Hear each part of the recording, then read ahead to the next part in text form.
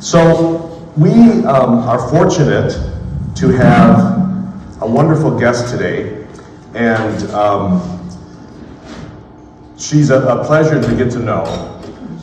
I hope she doesn't take this bad, but she's a spitfire. She is a high achiever. She started out as a board-certified anesthesiologist, and not just for adults, but also went on to get her board certification in pediatric anesthesiology, which is not easy. But then she didn't stop there because she knew there was more out there. And she went ahead and was certified in acupuncture, which, so then she started to bridge off and started to see that there's other things that unfortunately aren't always trained in the medical training. And so then she went on and did a specialization in functional medicine. And you've heard Dr. Firemelk and I talk about functional medicine all the time. And it's getting to the root cause and making sure that we use lifestyle and other things to help reverse disease, reverse other issues, health issues that you may have. So for any of you from New York, she did her studies at Upstate Medical University in Syracuse. She went to Rowan University in Jersey, yes. And she also did an anesthesiology residency from a place you've probably heard of, the Cleveland Clinic. Yes, not an easy place, especially because she was the chief resident there at the time as well. So, I'm sitting at this table here with all these ladies, and I don't know what I'm going to do. She later became the chief fellow at the Children's Hospital of Philadelphia, which has been ranked one of the top 3 children's hospitals in the country for year after year. So, very prestigious. So, she started her pediatric anesthesiology practice in 2009, and then in 2012, drum roll, she became certified in acupuncture as well as the cutting edge medicine of functional medicine. And so now she's a certified in functional medicine as a functional medicine practitioner. And that is not easy to do as well. So in her free time, she started a business, and now she has the Arizona Wellness and Medicine, and the website is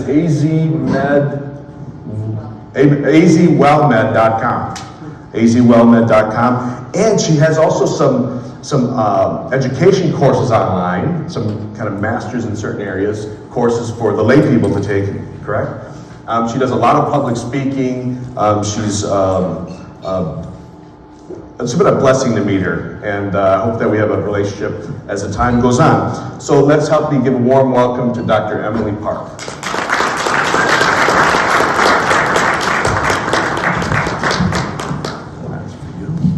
Thank you. Thank you guys all for coming out. It's been a kind of a dreary, crazy weather day, right? Yeah.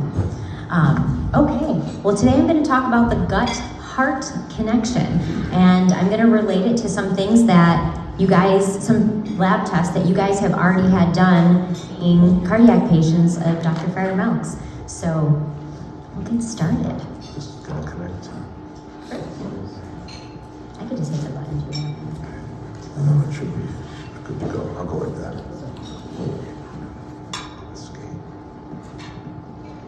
Hold for technical difficulties. There we go. There we go, okay. Okay, that's her.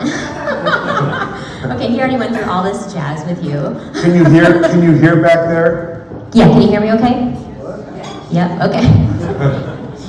Any hearing aids? Yep, there we go. Awesome. So Dr. Steve talked about functional medicine, and that I'm certified in functional medicine through the Institute for Functional Medicine. And I have this slide up here just to let you know it's not just a little fringe type of medicine. It's actually been, the Institute for Functional Medicine has actually been affiliated with the Cleveland Clinic since 2014. And they do have the Cleveland Clinic Center for Functional Medicine, and they're there right now comparing healthcare costs and outcomes with the functional medicine approach compared to traditional insurance approach. And so far, the data is really, really good. So good that the Center for Functional Medicine keeps outgrowing its space at the Cleveland Clinic. They keep having to move. So it's going well. So obviously, you guys know a little bit about functional medicine. As Dr. Steve mentioned, it's all about finding and treating the root causes of whatever signs and symptoms are going on. So it's that deep detective work of getting to the real reason why you're feeling the way you are, or the real reason why you have your disease diagnosis. And you guys have been doing lifestyle medicine here, so you understand that this takes time, right? So our visits are longer, there's more laboratory testing, it's a very personalized approach. I also like to call it a team sport, because this is not the type of medicine where you go in and the doctor tells you to do something and then you just blindly do it, right? We want to talk about, why is it happening? How did it start? What can we do to make it better? And hey, here, by the way, here are some treatment options for you, and let's pick the best one that works for you. Just a little bit about the background of functional medicine. And the foundations to health, which I'm sure you guys are all familiar with if you've spent any time with the great Dr. Friar Milk, then you would know that nutrition, sleep, exercise and movement, stress management, toxin reduction, and social connection are the keys to health. And each one of these matters a tremendous amount. None of them are meant to be blown off in any way, shape, or form. They all have huge, huge impacts. So today, what are we going to do? We're going to talk about the gastrointestinal tract and the microbiome. So we're going to first start with reviewing the anatomy of the GI tract, because the gut microbiome is of course there, so we want to know what the parts are, and we want to understand what the common causes of gut symptoms are. And we're also going to want to figure out what can we do to help these common causes of your gut symptoms. How can we make them better, because it does have such a huge impact on your overall health. Okay, so here's the lovely GI tract picture. So the GI tract, there's two major parts. There's the upper GI tract and the lower GI tract. So the upper GI tract really starts all the way up by the mouth, right? So your oral cavity, your pharynx, which is your throat, your esophagus, which is the tube that connects the throat all the way down to the stomach, is considered, all in the upper GI tract. The lower GI tract is your intestines. That's your small intestine and your large intestine. And the gut microbiome is contained in every single one of these parts. So what does this GI tract do? What are its functions? Well, one of the main things that it does, and by the way, we're talking about this so you understand the function of the main organ that contains the gut microbiome, which is the key point to the talk today. So the GI tract has a lot of functions, but one of its main functions is really mechanical, right? So when you think about you start to eat food, digestion actually starts to happen where? In the mouth, right? Like your mouth actually has a gut microbiome, or has a microbiome, as well as your gut does. And your mouth has saliva, right? So you start to chew and mechanically break down. The saliva has enzymes that help also digest food. So it really has a really big mechanical function in helping you digest and absorb your nutrients, right? So these are all of your food nutrients, including your water as well. And then, of course, nutrients meaning proteins, fats, and carbohydrates, right? I know you guys probably know all that information already. So after the food leaves the mouth, you swallow, goes down the esophagus, lands in the stomach, right? So the stomach plays a super important role. It churns and mechanically further digests your food, but it also secretes hydrochloric acid, right? Your stomach acid, which is super important for helping you break down your food nutrients. It's particularly important for helping you break down your proteins, but helping you break down everything. And as you age, by the way, typically your stomach acid production tends to decline, right? So that'll come into play later when we talk about some gut symptoms. So after the stomach has done its thing, then the food empties into the small intestine, which is a huge organ, it's about 22 feet long. And then once it hits the first part of the small intestine, a couple of really other important things happen for digestion. Your pancreas, which is an organ that sits kind of in the middle / to the left of your upper belly, secretes these digestive enzymes that, again, further help break down food. And the pancreatic enzymes, as they're called, are really important for helping digest carbohydrates, especially. And also, right around the same area, the gallbladder enters a duct. A duct is just a connecting kind of tube, and secretes bile that helps you break down especially your fats. So already we've got a lot of parts of digestion, right? Saliva from the mouth, stomach acid from the stomach, pancreatic enzymes from the pancreas, bile from the gallbladder, which of course the bile is actually made in the liver, it's just stored in the gallbladder. All of these things help you break down and digest your food nutrients. Then food moves through the small intestines, and it moves through by peristalsis. Peristalsis are these waves of contractions of the small muscle that move the food through. And as the food is moving through, you're digesting, you're further digesting and absorbing the nutrients that are in there. And the microbiome, which we're gonna get to in a moment, is having tons of metabolic processes while all of this is going on.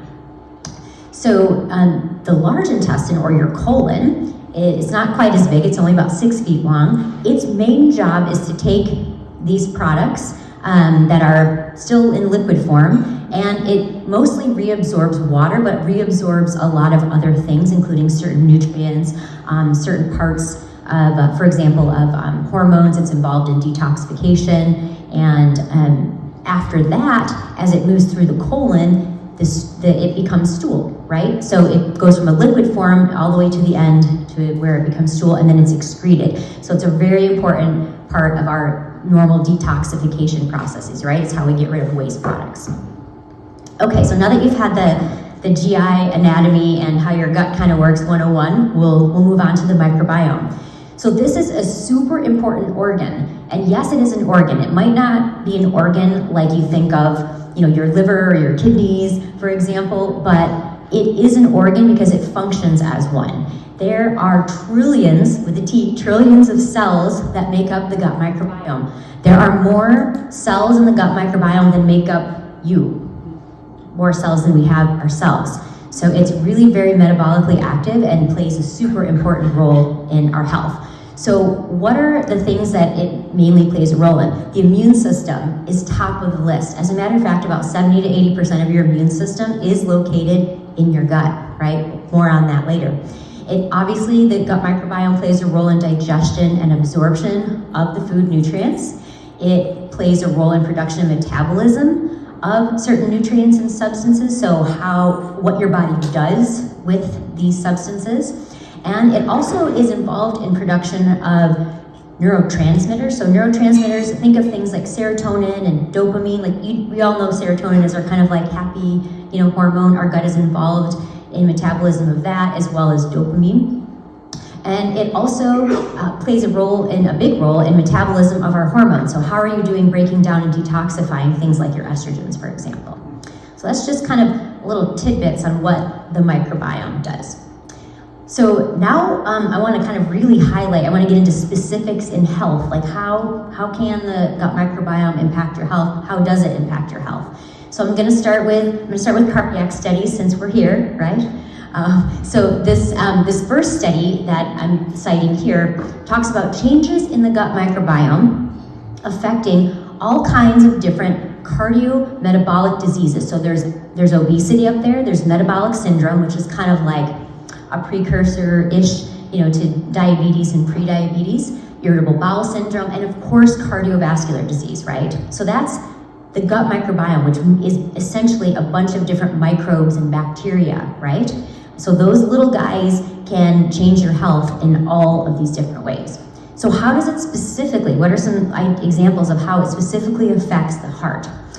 So there's a great study on heart failure in the microbiome, and this is really interesting for a couple of reasons. One, because you might think, okay, well, if I have some bad bacteria, then yep, I could see how maybe that would increase my risk for disease. But it's not just about having, quote, bad bacteria. It's also about having enough good bacteria, right? So what this study showed was patients with heart failure had a reduction in the two major types of good bacteria, Bacteroidetes and Bifidobacteria, and they had an increase in Firmicutes and Proteobacteria. In addition, they did find in heart failure patients, they were likely to have more pathogens, meaning more infections. So things like Salmonella, Shigella, Campylobacter, for example, were found more in patients that had chronic heart failure, right? This definitely impacts heart health for sure.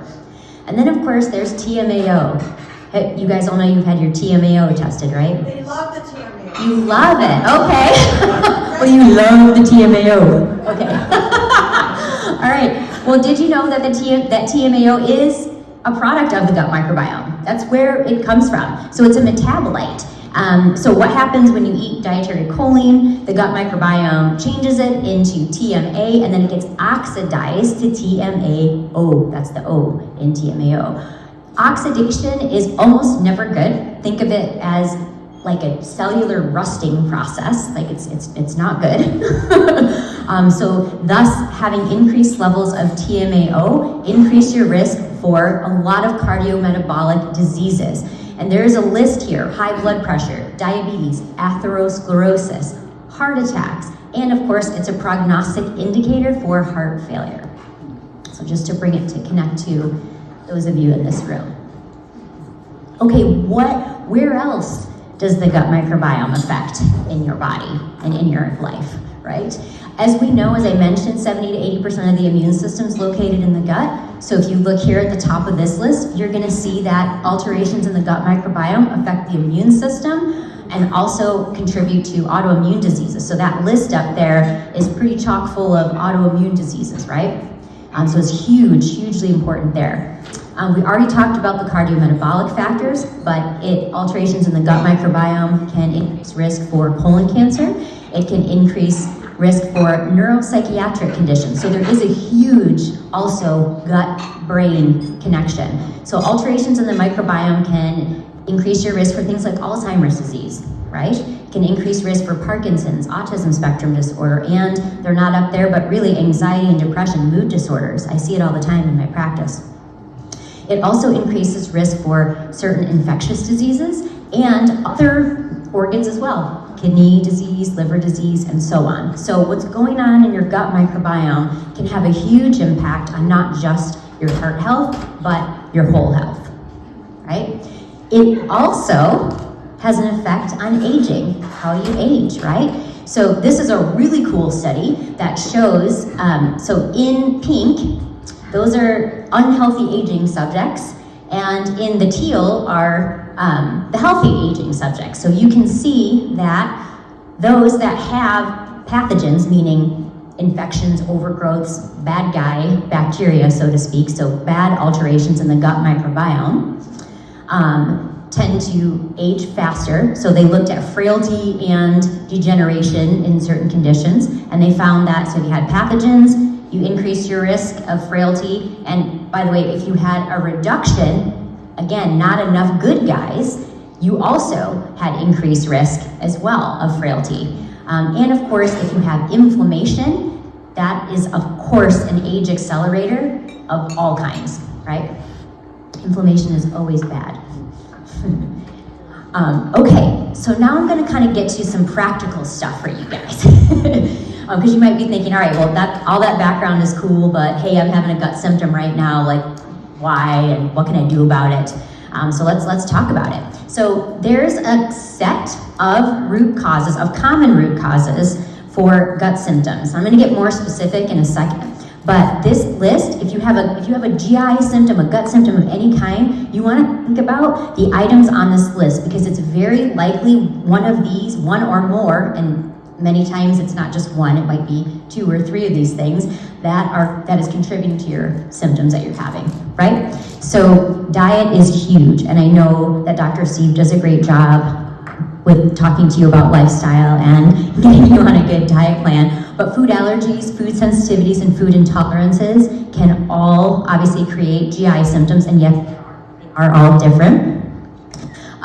Inadequate digestion, of course, if you're not breaking down and absorbing your food nutrients properly, you're likely to have GI symptoms. If you've got infections or overgrowths, obviously those things affect you as well. Like those are relatively obvious things, right? Like if you have a food poisoning, or if you happen to get a parasite, you usually know it, right? So the infections are kind of obvious, but you can also have overgrowths of a lot of things. So not just a parasite, right? You can have overgrowth of bacteria, of fungi, of viruses, and they can all cause symptoms. So overgrowth, that term really means it's there in amounts that aren't normally there and can cause symptoms. But it might not be enough to make you think, oh, I have a food poisoning, or I have an actual infection. So it can kind of be a little bit more undercover and a little bit less obvious, those overgrowths.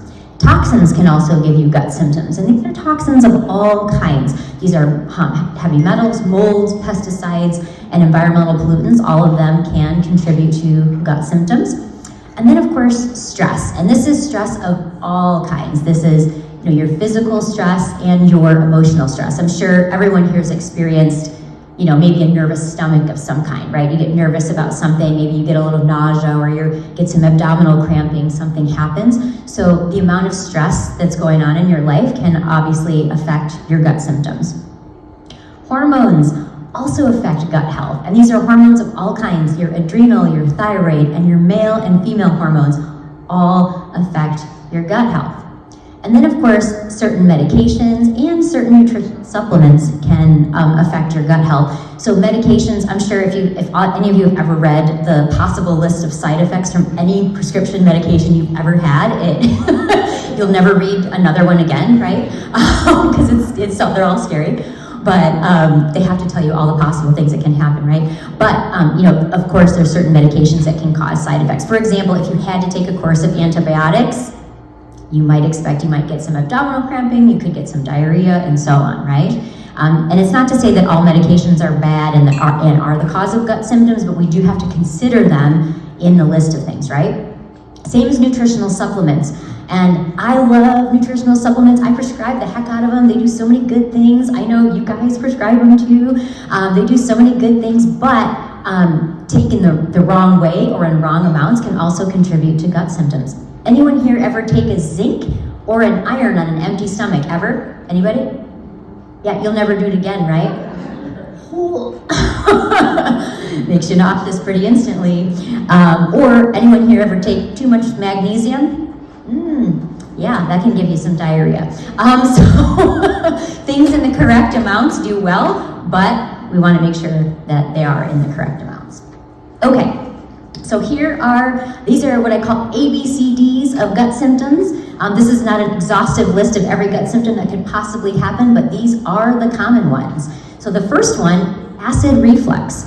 So anybody here ever have acid reflux in their life at some point or another? Yeah, okay, all right, awesome. So let's talk about some of the common causes of acid reflux, because these are very actionable things that don't take a lot to fix. So if you overeat, obviously, that's a contributor for acid reflux, right? Your stomach gets distended, it gets big, and then the sphincter, so the little valve that's between your stomach and your esophagus, opens up and says, I need some help, I gotta let some of this go. So you get some acid reflux there. So overeating is obviously a contributor. Eating too close to bed. So at least you want to avoid, eating within 2 hours of going to bed. If you have bad acid reflux, I have some patients they're eating at 5 p.m., no later than 6 p.m., really pushing up when they eat. That really helps them a lot. And then of course there's some hot button foods like alcohol, sugar, spicy foods, acidic foods, and even certain grains for some people can be causes of acid reflux. So you kind of want to think about, if you're having acid reflux, are you doing any of these things possibly? Because those are really all pretty actionable for you. There's also, I should say, some anatomical contributors to acid reflux. There's something called a hiatal hernia, where part of the esophagus kind of goes up, the part of the stomach herniates up, towards the esophagus, and that's, if it's really significant, you do need a surgery to correct that. But for the most part, these are very actionable things for acid reflux. The next one is bloating. And I do mean kind of almost like gas and bloating, because I think a lot of people will use bloated if they feel a little fat that day, or they had a little water retention or something. But this is, gastrointestinal bloating. So one of the most common causes is that your digestive capabilities are not good enough. So all those processes I talked about with stomach acid, pancreatic enzymes, and bile that contribute to breaking down, breaking down your food nutrients and helping you digest them, if they're inadequate, it can be a significant cause of gas and bloating. Another common cause is slow moving through the GI tract. If things take longer through there, they sit around, they ferment. It becomes old food essentially, sitting in the GI tract, right? So that can affect it as well. And then of course, the overgrowths and infections that we talked about can contribute, and they contribute to bloating because Some of the overgrowths and infections give off gases, like they make gas, they make methane gas, hydrogen gas, carbon dioxide. So they can actually physically cause you to in that way. Other things that you might not think about is if you change your diet, and if you change it too quickly, especially think about something like, hey, I want to go on a healthy diet plan, and you were eating like, no fiber a day, like less than 10 grams of fiber a day, and you're like, hey, Dr. Steve wants me to eat, 35 grams or 40 grams of fiber, and you try to do that the next day, you'll be sorry. Has anyone ever done that to themselves? or you think like you're going to eat a bunch of raw veggies and it's going to go great, and your GI tract's not used to that. By the way, you can get your GI tract used to that. You just need to give it time, and you need to increase it slowly, right? So just think of that. Constipation. So not having enough water is huge. It's probably the top contributor to constipation. So if you're constipated, start thinking, how much water did I drink today, right? At least half your body weight in ounces of water, more if you're active, more if it's hot, right? Kind of like a general rule. So hydration is super important for constipation. Movement or lack thereof movement is a contributor too. So if you're ever having some issues with constipation, you might notice if you're sick or laying around more, tend to be more constipated, get up and move around, right? It works really, really well. And then of course, if you have too low of dietary fiber intake long-term, that can be a contributor for constipation, because you do need some roughage, so to speak, to help things move really well through the GI tract. And then if the GI tract is moving slowly, that's also a contributor to it. And of course, these overgrowths that we've talked about can also contribute to constipation, specifically if you have a bacteria, or it's actually not technically a bacteria, something called archaea that produces methane gases. Those methane gases actually feed back to the nervous system in the GI tract and slow down how fast your GI tract pushes food through that peristalsis, right? Of course, medications is going to be on there for everything, right? Can contribute to constipation. And then diarrhea, going the other way. The most common causes for diarrhea are in the food category: food allergies, sensitivities, and intolerances. Allergies are true allergies, meaning your allergy side of your immune system is reacting to it. Food allergies don't tend to change over time. They tend to always be there, right? Food sensitivities, which is a different part, or different parts, plural, of your immune system, can change over time. They can float in and out. And then food intolerances, a great example of that is lactose intolerance, right? Everyone's heard of lactose intolerance. And it's an intolerance. It has nothing to do with your immune system. It means that your GI tract lacks the enzyme, it's called lactase, to break down the dairy, so therefore it's going to stick around and cause some gut symptoms, right? So those are big categories. Of course, always infections and overgrowths can contribute to diarrhea as well. Too much fiber can cause you to have some GI symptoms too, can cause you to have diarrhea as well, not just bloating. And of course, medications, always on the list for diarrhea. And supplements, I gave you the magnesium example as well, but other supplements can contribute to it too. If you think of the stuff you would use for constipation and you overdo it, you can give yourself diarrhea.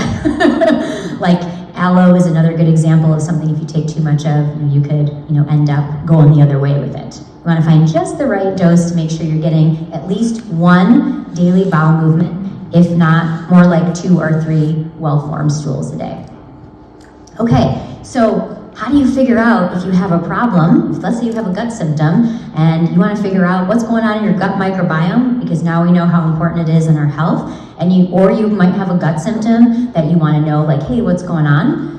In functional medicine, we have access and knowledge about all of these advanced laboratory tests. So we may do a stool study to look at what's going on in the large intestine. We may do a breath test that helps us figure out if there's some of those bacteria I was talking about that overproduce certain gases like hydrogen and methane, for example, and hydrogen sulfide.